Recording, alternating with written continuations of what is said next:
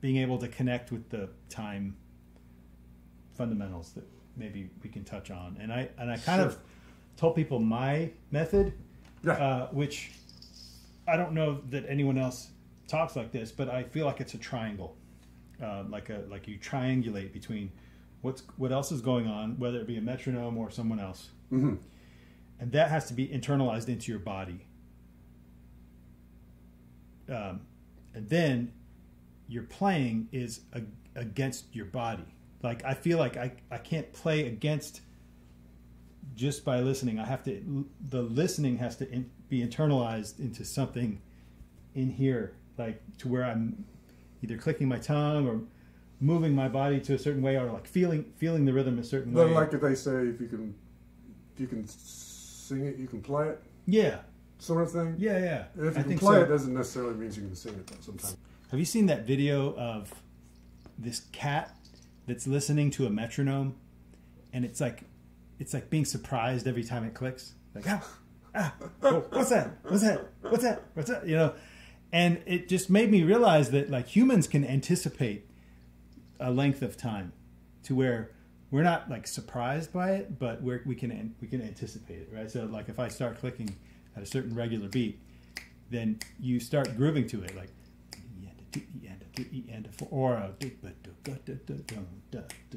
or something. You know, you start subdividing it so you can anticipate exactly when the next click is going to happen, right? So I feel like when I have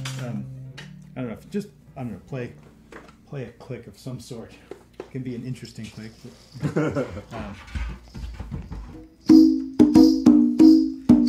So I'm listening to that. So I'll maybe do something with my hand in time. So I'm playing nothing in time. And then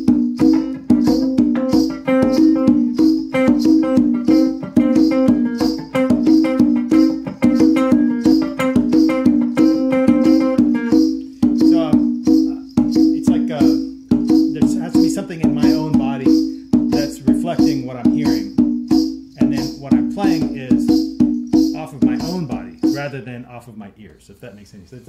For me, it's a triangle. Now I don't know if anyone else thinks the same way I do, but I think in a roundabout way that, I mean, it kind of sums up. I never really thought about it that way, but I always thought, kind of like if I can internalize it,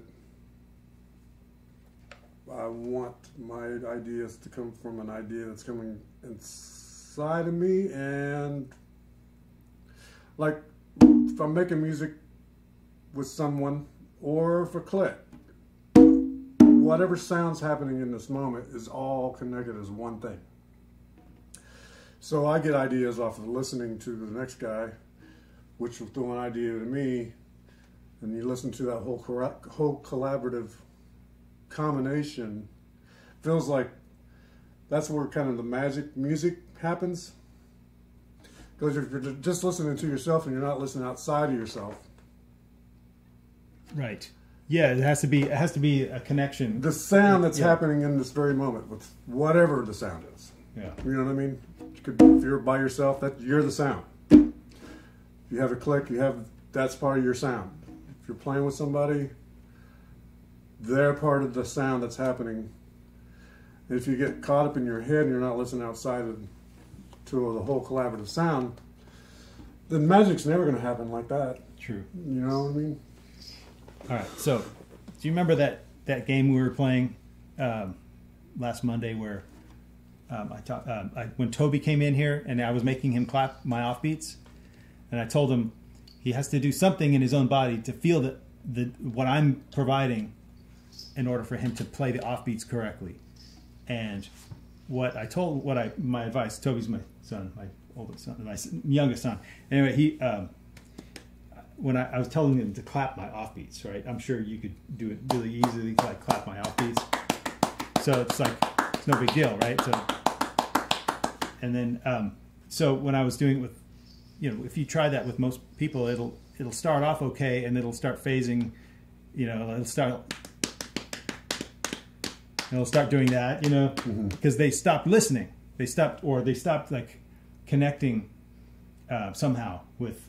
Well, like that's playing off beats is something you kind of need to internalize through a practice form. So if you're not very good at it at all, then start off real slow. Yeah. Until you feel really good, like.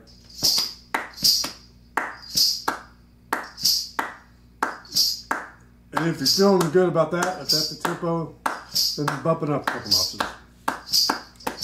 So I feel like drummers and guitar players have a hack we can do. Like, so drummers can do left, left, left, left, right? So they can play a phantom beat with their right hand or whatever. And start feeling, you could, yeah. You know. And then same with the guitar players, we can do this. Okay? Unless I'm doing like... Unless you're doing... Like, go. Downbeats?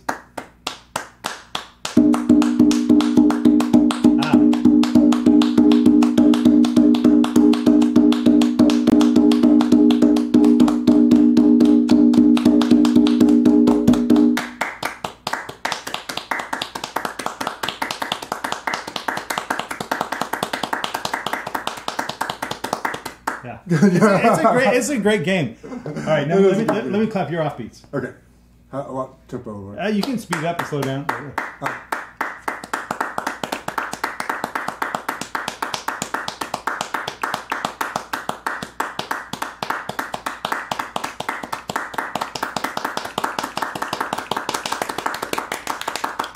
That's about my limit. That's good though.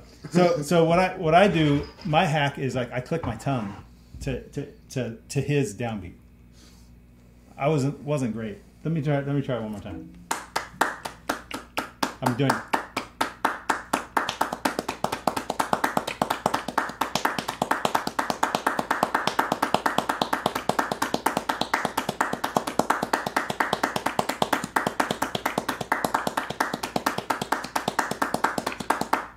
Okay, that was pretty good. That was good. Okay, so very good. My tongue was actually listening. My ears were telling my body to move, and I was playing off of my own body. That was how I was doing it. And I was telling Toby, who's a saxophone player and piano player, I said, just play nothing with your left hand, you know.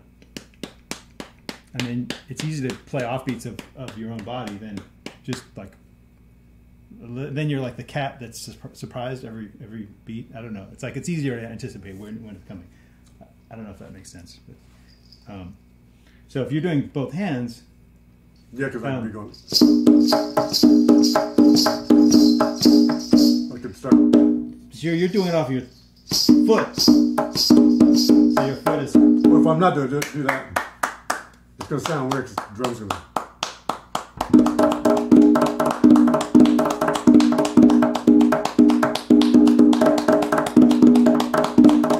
How are you doing that?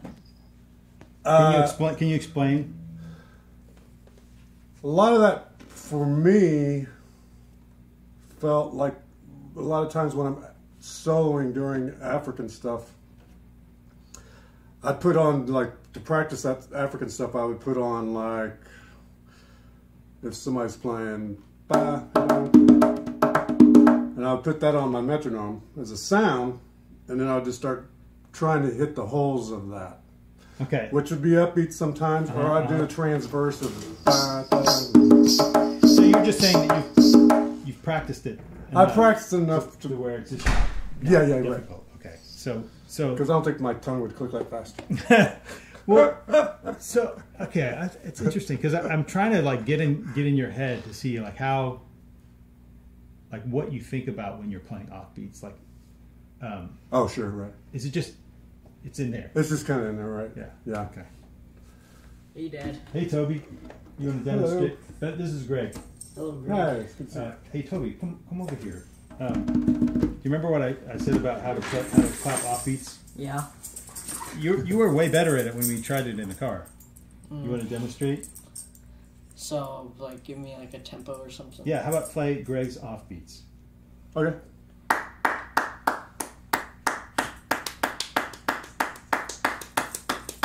Yeah. So you can't see this. Let me move this out of the way here. That technique of.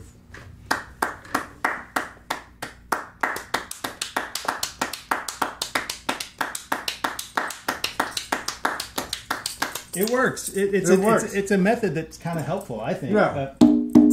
Yeah. So you could also, if you're doing both hands, like you can maybe visualize that you're playing the air on the downbeat. That'd almost be the same thing as if you're, instead of playing upbeats with just a strum, you'd have to go up and down. Yeah, that would be. I wouldn't be as good at that, honestly. I would. My time wouldn't be as good because Right. I'm like not in the grid anymore. I'm starting and stopping, and that's one thing that I think. Like when someone's doing like James Brown stuff, you know. Good job. Hey, Dad. Right? Mind if I close the door? Yeah, that's good. Thanks. That's what is that? Payback. I call it. There's a gyroscope in my right hand. It's like constantly going to the grid. And if I have to like stop and start every time I'm supposed to hear something, it's not as. It doesn't feel like in the pocket doesn't. Yeah. I feel like if out. you have your hand going the whole time, you're like in this grid, you know, and you can adjust the feel of the grid, you know, like if you want it to swing a little bit more, you can like go lower. I mean, it's kind of a scientific way to do it, you know, but like